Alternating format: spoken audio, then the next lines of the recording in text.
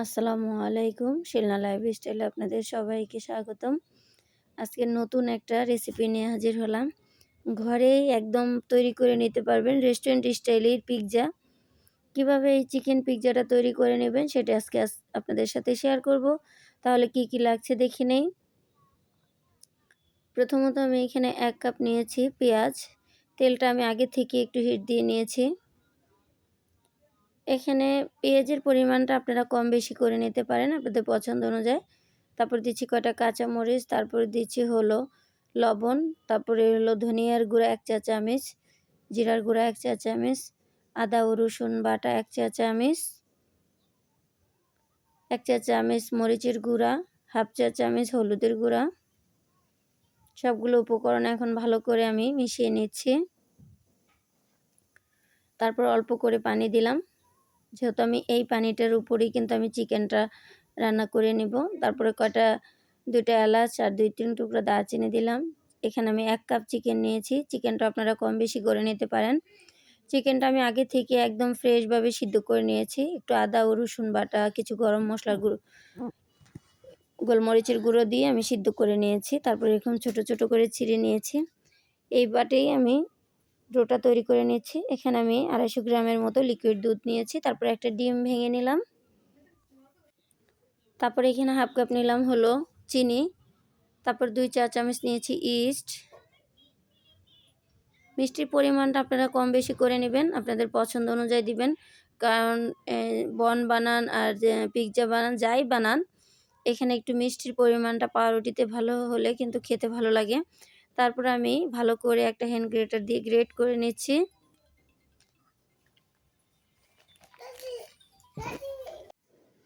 তারপরে এখানে আমি নিচ্ছি হলো 2 কাপ আটা। আপনারা চাইলে এখানে ময়দাটাও নিতে পারেন।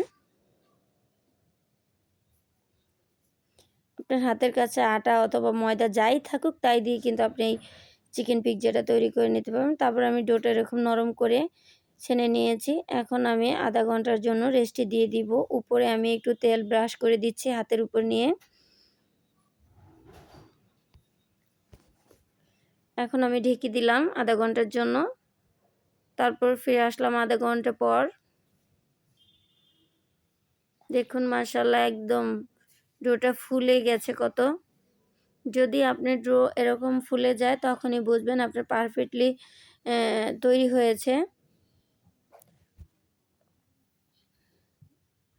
আপনি যাই বানান না কেন আপনার ডোটা যদি পারফেক্টলি হয় তাহলে আপনার প্রত্যেকটা জিনিস যেটাই বানাবেন আপনি অনেক সুন্দরভাবে বানিয়ে নিতে পারবেন। আর এটা নরম হলে কোনো ভয় নেই, এটা একটু নরম হলেই ভালো হবে ডোটা।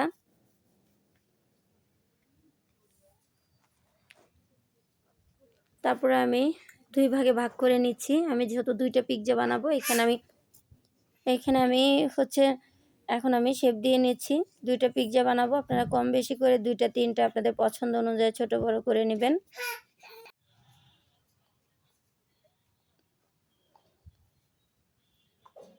তারপর আমি এরকম মোটা করে একটু বেলে নিয়েছি। পিৎজা রুটিটা কিন্তু একটু মোটা করে বেলে নেবেন। আমি এই ফ্রাই প্যানে পিৎজাটা তৈরি করে নেব, তাই এটার সাইজে আমি বানিয়ে নিলাম। তারপর একটা কাঁটা চামচ দিয়ে আমি একটু কেচে নিচ্ছি। অবশ্যই পিৎজা বানানোর সময় কাঁটা চামচ দিয়ে একটু কেচে নেবেন, তাহলে কিন্তু দেখবেন আপনার পিৎজাটা অনেক সুন্দর হয়ে যাবে। এটা ক্রোক হবে ভালো, এটা এইভাবে করে নিলে ক্রোকটা ভালো হবে। তারপরে এখানে আমি ডিমের হলুদ অংশ যেটা মানে কুসুম সেটা চারপাশে একটু ব্রাশ করে দিচ্ছি, একটু দেখার সৌন্দর্যের জন্য। আপনারা চাইলে এটা স্কিপ করতে পারেন, তারপর দিলেও এটা ভালো লাগবে দেখতে। তারপরে এখানে আমি চিলি সস নিয়েছি, মানে যেটা পিৎজার সস। এখানে আপনারা আরও অন্য সস থাকলে হাতের কাছে ব্যবহার করতে পারেন। তারপরে আমি যে চিকেনটা তৈরি করেছিলাম সেটা আমি দিয়ে দিচ্ছি।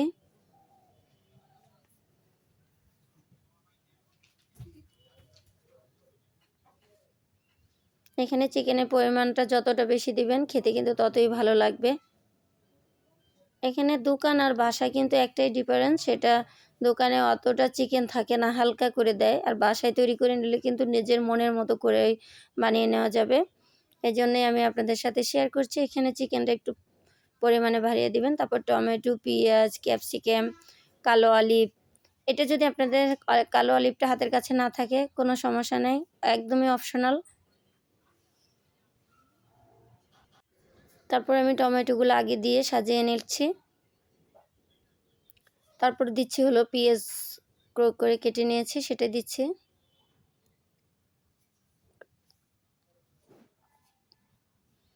মাশাআল্লাহ, এই পিৎজাটা খেতে এত মজা হয়েছে, আপনারা একবার হলো বাসায় ট্রাই করবেন।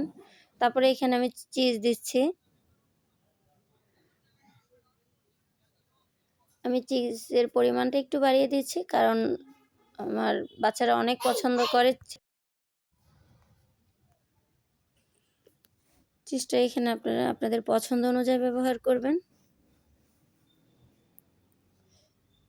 তারপরে আমি ক্যাপসিকামগুলো উপরে দিয়ে দিচ্ছি।